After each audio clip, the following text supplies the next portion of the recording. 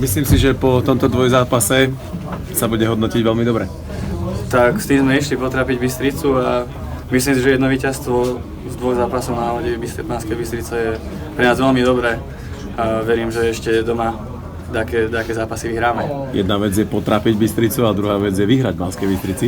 Jak je to super, však to je práve prvé víťazstvo pre detstvo v play-off v Extralíge, takže je to super, ale môžeme pridať aj viac tých víťazstiev.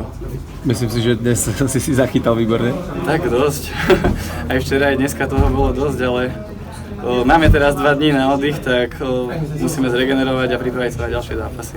Niečo ste zmenili proti včerajšku? Myslím si, že nie, včera rozhodli presilovky, veľa vylúčených sme mali, ako aj dneska, ale dneska sme to lepšie zahrali a tam vlastne tá druhá tretina bola z našej strany veľmi zlá, tomu sme sa snažili vyvarovať takému výpadku hernému a myslím, že to vyšlo hlavne, že sme vyhrali a to stačí. Vyzerá, že takáto kanonáda proti Banskej Bystrici ťa baví. Tak je to lepší zápas, ako hrať proti niekomu, kde ide na vás jedna strela za tretinu a idú na vás, ja neviem, v 12. minúte samostatný nájazd, taký break.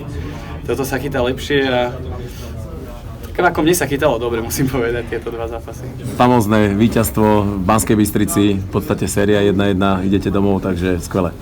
Tak, samozrejme ťažký zápas pre nás, pretože sme siahli na našich fyzických síl, ale som rád, že sa nám to podarilo, hlavne strelecky, kde sme dali majstrovi, dá sa povedať, 4 góly a tam už tú poslednú tretinu s zubami nechtami sme to ubranili a víťazstvo je naše.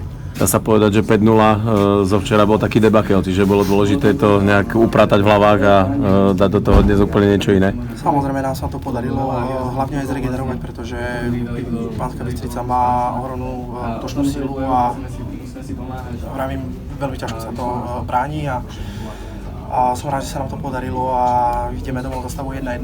Doma to bude, si myslím, ešte ťažšie. Jedna vec je to srdiečko možno, ktoré rozhodlo, aj keď nedá sa povedať, že Banská Bystričania by nezasypávali vášho brankára strelami, čiže opäť hrdina zápasu.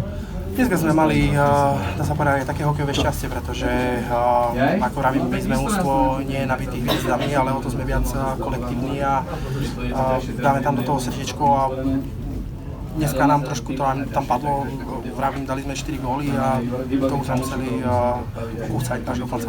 Keď si brankár načasuje takto formu na play-off, tak to poteší? Som rád, samozrejme, ono to aj dobre sa hraje, keď za chrbtom je niekto, kto to akože vyžehli za nás a ako vravím, klobúk dolu, fantastický výkon a nech sa udarí aj ďalej.